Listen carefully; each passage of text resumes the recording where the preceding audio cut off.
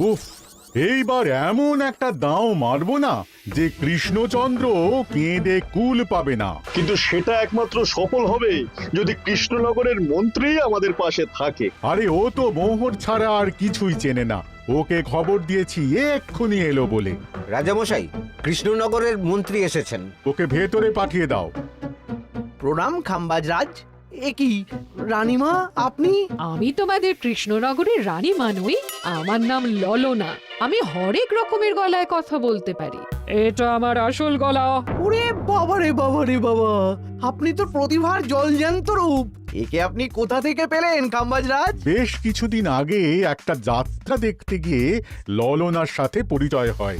ওর ব্যাপারে সবকিছু জানার পরে আমার মাথায় একটা বুদ্ধি খেলে যায়। তাই আপনি আমাকে ডেকে পাঠিয়েছেন, তাই তো? একদম তাই। আমার একটা পরিকল্পনা আছে। ছলে বলে কৌশলে ওই কৃষ্ণনগরের আসল রানীকে কিছুদিনের জন্য বাইরে পাঠাতে হবে, আর সেই সুযোগে সেসব দায়িত্ব আমার ওপরে ছেড়ে দিন। আমি নিজের দায়িত্ব নিয়ে ললনাকে কৃষ্ণনগরের রানীর সমস্ত আদব কায়দা শিখিয়ে দিয়েছি। এখন শুধু আমি বাকি ব্যাপার নিয়ন্ত্রণ করব। এখন মহারাজ বাৎসরিক হিসেব নিয়ে ব্যস্ত, তাই রানীমা চলে যাবেন আর তার বদলে ঢুকবে ললনা দেবী। তাহলে আর দেরি কেন? আজ রাতেই বেরিয়ে পড়ো।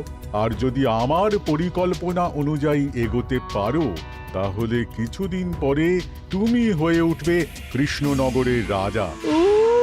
আমার কত দিনের আশা। চলুন তাহলে। হ্যাঁ চলুন, রাজবাড়ির বাকি ব্যাপার যেতে যেতে বুঝিয়ে দেব। রানীমা কিভাবে কথা বলেন, কাকে কি বলে ডাকেন, রাজবাড়ির কোথায় কি আছে সব।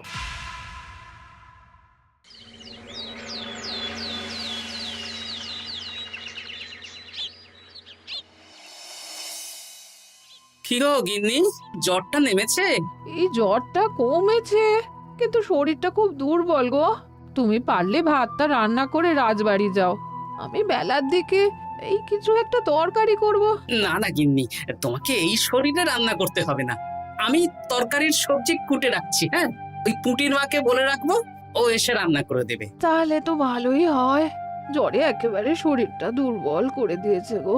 হ্যাঁ, তুমি বিশ্রাম নাও গিন্নি, আমি রান্নাঘরে যাই।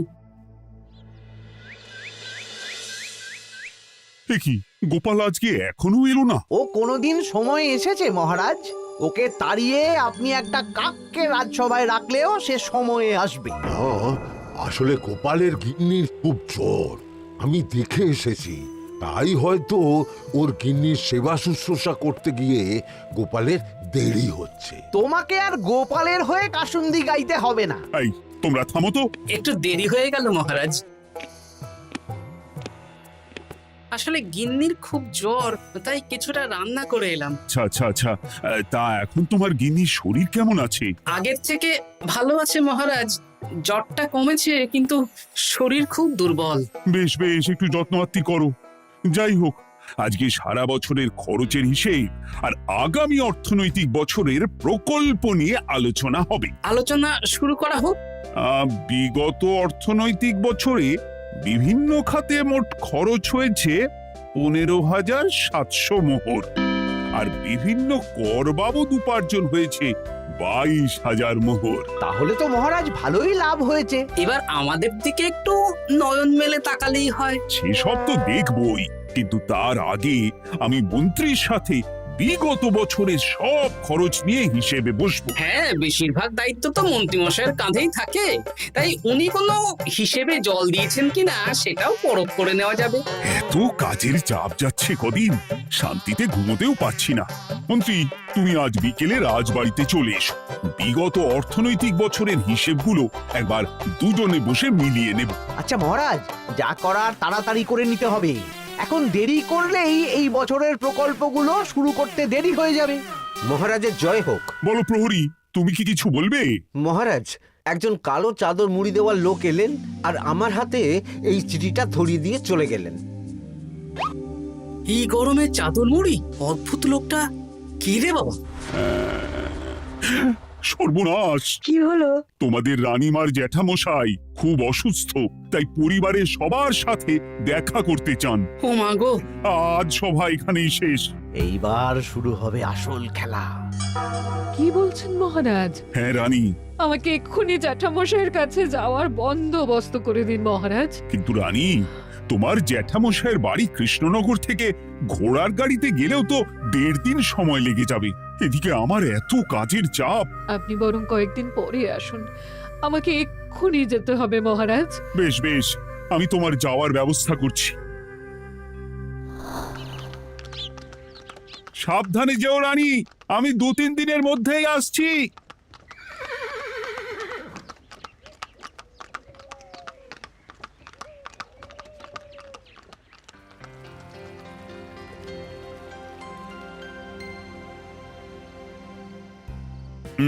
মন্ত্রী, বিগত অর্থনৈতিক বছরে আমাদের পাঠশালার উন্নতির জন্য কত খরচ করা হয়েছিল একটু দেখো তো। সব মিলিয়ে মোট 150 মোহর মহারাজ। কিন্তু আমার এখানে তো 170 মোহর দেখাচ্ছে। 170 মোহর? তা কি করে হয়? একই রানীমা, আপনি ঘোড়ার গাড়ি করে গেলেন আর হেঁটে চলে এলেন। সে আমার ব্যক্তিগত ব্যাপার, তুমি তোমার কাজ করো।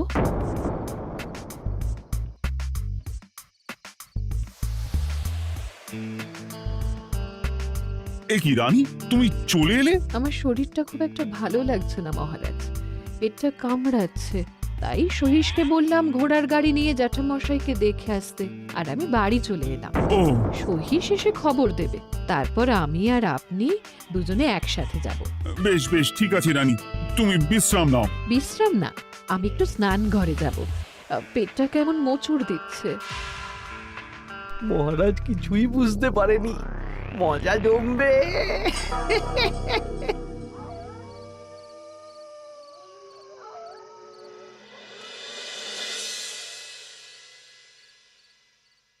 এ কি রানী, তুমি তোমার সব গয়না গাটি বের করছো কেন? আমার আর এই পুরনো নকশার গয়না পছন্দ নয় মহারাজ। ভাবছি কালকে সকালবেলা এই গয়নাগুলো শ্যাকরাকে দিয়ে শহুরে নকশায় নতুন গয়না বানাবো। কিন্তু এগুলো তো তোমার সবই পছন্দের গয়না। কিন্তু মহারাজ, আমি ভেবে দেখলাম এই গয়নাগুলো সবই বড্ড ভারী গয়না। আমি শহুরে আধুনিক নকশার হালকা গয়না পরবো। এমনিতে জ্যাঠামশাইয়ের শরীরটা ভালো নেই, মনটাও ভালো নেই, ও, পেটটা কেমন মোচড় দিচ্ছে। আমি আরেকবার স্নান ঘরে যাব।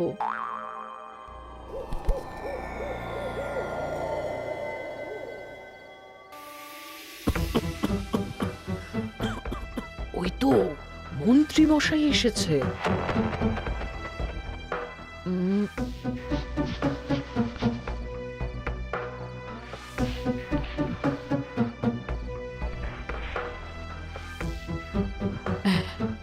এই রাজ্যে গোপাল আমার শত্রু, কালকে থেকে গোপালকে খাটাবে।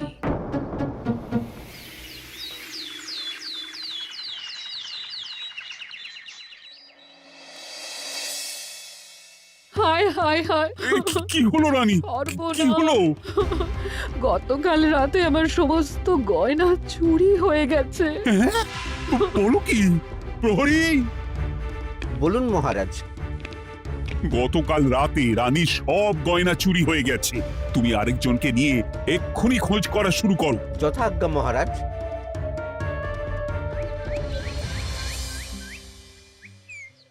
আমার সব গয়না চুরি হয়ে গেল, এবার আমি কি করব?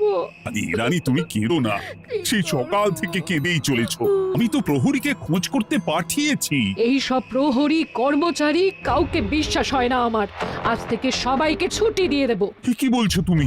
সবাইকে ছুটি দিয়ে দিলে রাজবাড়ির কাজ কে করবে? কেন? আমাদের সবচেয়ে বিশ্বাসযোগ্য সভাসদ গোপাল আজ থেকে রাজবাড়ির সব কাজ গোপাল করবে। কি বলছো? আপনি কি বলতে চাইছেন? গোপাল বিশ্বাসযোগ্য না? হ্যাঁ, গোপাল আমার সবচেয়ে প্রিয়। ওর চেয়ে বিশ্বাসযোগ্য আর কেউ নেই। কিন্তু কোনো কিন্তু না, বলবেন আপনার আদেশ। এক্ষুনি গোপালকে ডেকে পাঠান। যেমন তোমার ইচ্ছে। গোপাল, গতকাল রাতে রানী সব গয়না চুরি হয়ে গেছে, তাও আবার ঘরের ভেতর থেকে। আমি চাই তোমার মতো বিশ্বাসযোগ্য লোকই রাজবাড়ির সমস্ত কাজ করুক। মানেটা ঠিক বুঝতে পারলাম না রানীমা। মানে আমি রাজবাড়ির বেশিরভাগ কর্মচারীকে ছুটি দিয়ে দিচ্ছি, তার বদলে রাজবাড়ির কাজ করবে তুমি। কিন্তু কোনো কিন্তু না। রাজসভার ভাড়ামো অনেক হয়েছে, এবার থেকে তোমার কাজ বাসন মাজা, ঘর মোছা, কাপড় কাচা, পুরো রাজবাড়ি ঝাঁট দিয়ে পরিষ্কার করা। এই সেরেছি।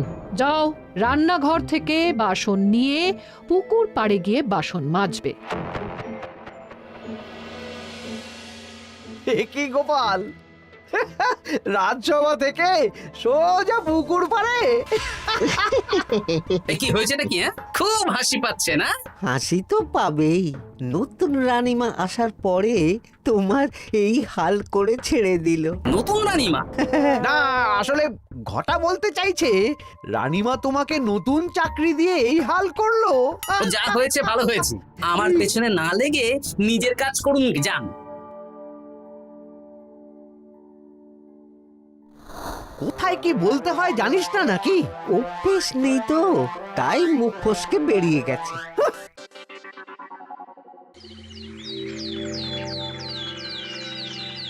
রাজ্যে চোরের উপদ্রব বেড়ে গেছে, তাই আমরা কিভাবে চোরের উপদ্রব কমানো যায় সেই নিয়ে আজকে একটা আলোচনা করব। কিন্তু মহারাজ, রাজসভায় এখনো তো সবাই আসেনি। এই তো এসে গেছি।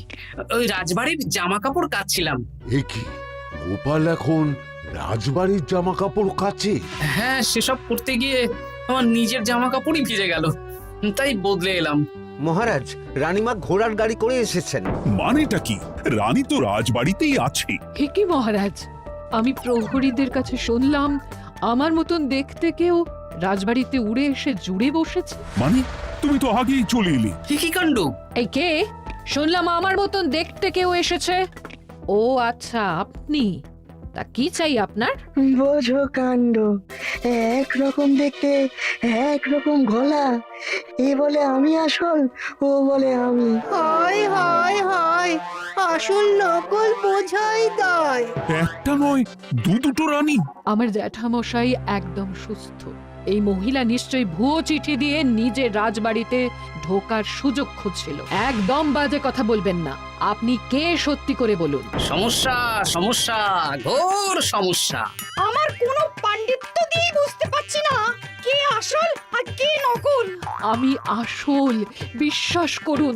আমি তো এই মাত্র এলাম। না, আপনি নকল, আমি আসল। কিভাবে বুঝবো? আমি বলবো মহারাজ, এই যে এই রানী আসল। হ্যাঁ, কিন্তু মন্ত্রীমশাই, আপনি কি করে বুঝলেন? না মানে এই রানীমা তোমার উপরে এত ভরসা করে রাজবাড়ির কাজ করাচ্ছেন, কাউকে বিশ্বাস করেননি, একমাত্র তোমাকে বিশ্বাস করেছেন।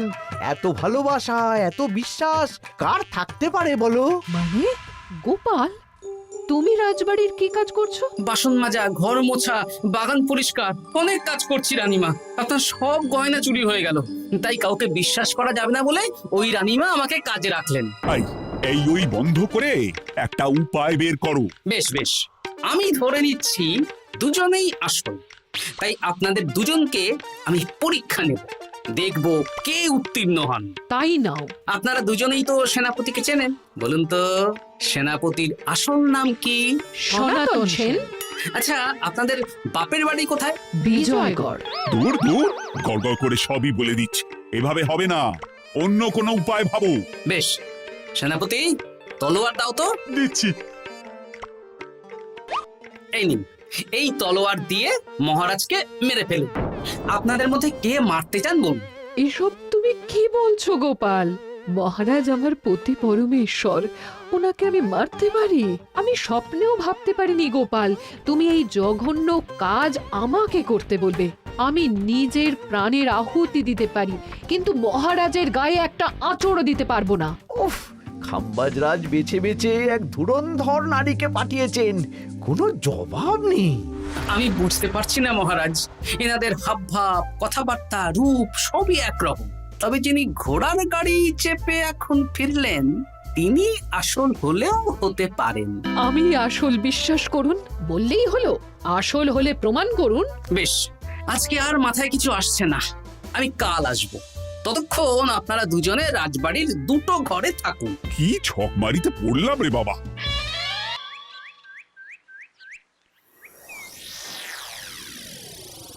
ললনা একদম তৈরি হয়ে এসেছে।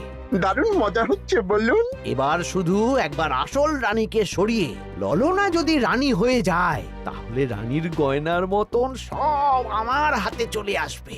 তারপর কি হবে? তারপর ধীরে ধীরে মহারাজকেও কায়দা করে সরিয়ে দেব, আর খাম্বাজ রাজ আর আমি এই দুজনে মিলে এই রাজ্য চালাবো। ও কি বুদ্ধি আপনার মাথায়।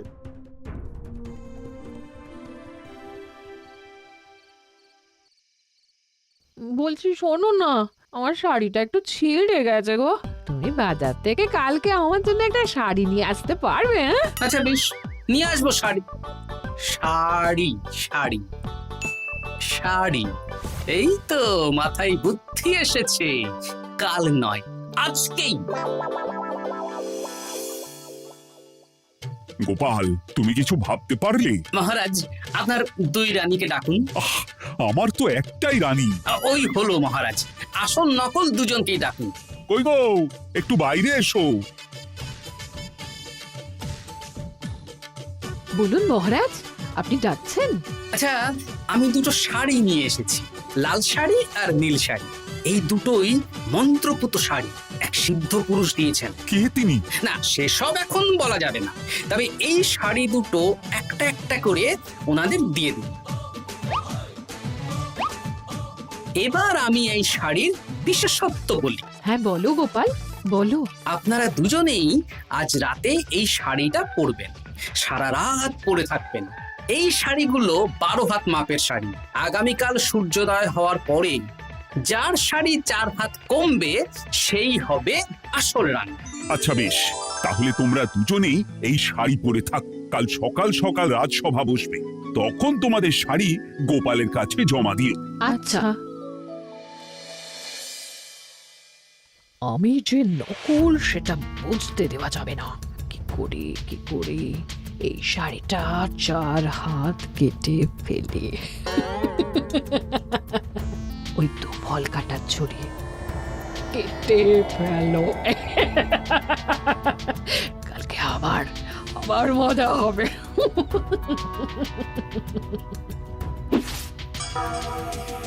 হে ঠাকুর, রক্ষা করো ঠাকুর, আমার শাড়িটা যেন 4 হাত কমে যায়। ঠাকুর রক্ষা করো।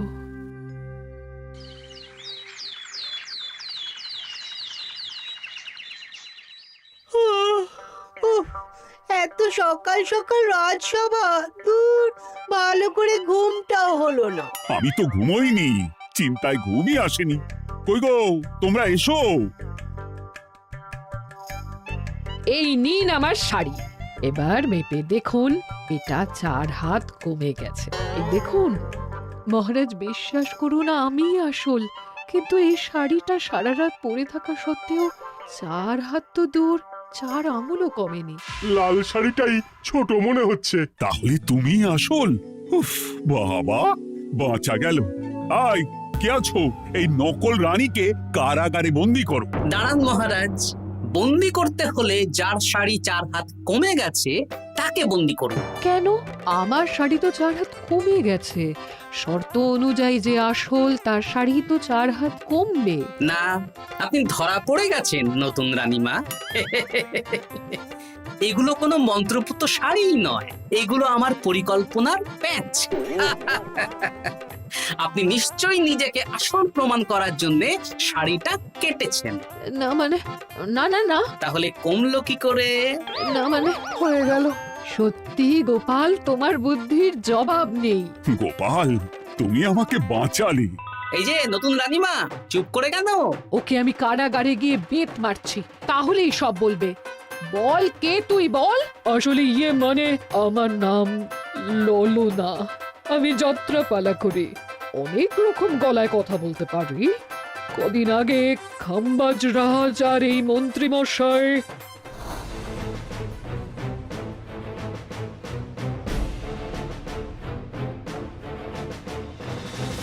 বাহ বাহ বাহ বাহ বাহ, এ তো দেখছি ললনার ছলনা। তা তার মানে রানীমার গয়না? ওগুলো তো সব মন্ত্রীকে দিয়েছি, জানলা দিয়ে কাপড়ে পেঁচিয়ে নামিয়ে দিয়েছি। মন্ত্রী, তোমাকে আমি শুলে চড়াবো। ভুল হয়ে গেছে মহারাজ, আমাকে ক্ষমা করুন। প্রাণে মারবেন না, সব গয়না ফেরত দিয়ে দেবো মহারাজ। তুমি শত্রু রাজ্যের প্ররোচনায় এত বড় ক্ষতি করতে চেয়েছিলে? ক্ষমা করুন মহারাজ, ক্ষমা করুন। সেনাপতি, মন্ত্রীকে 1000 বার বেত্রাঘাত করো। আর এই ললনার কি হবে? আমি অনেক দিন ধরে বাড়িতে একটা কাজ করার লোক খুঁজছি, ওনাকেই পাঠিয়ে দিন। আমার গিন্নি শুয়ে বসে থাকবে আর উনি খাটবেন। নয়, হ্যাঁ, ললনার ছলনা ভেস্তে গেল।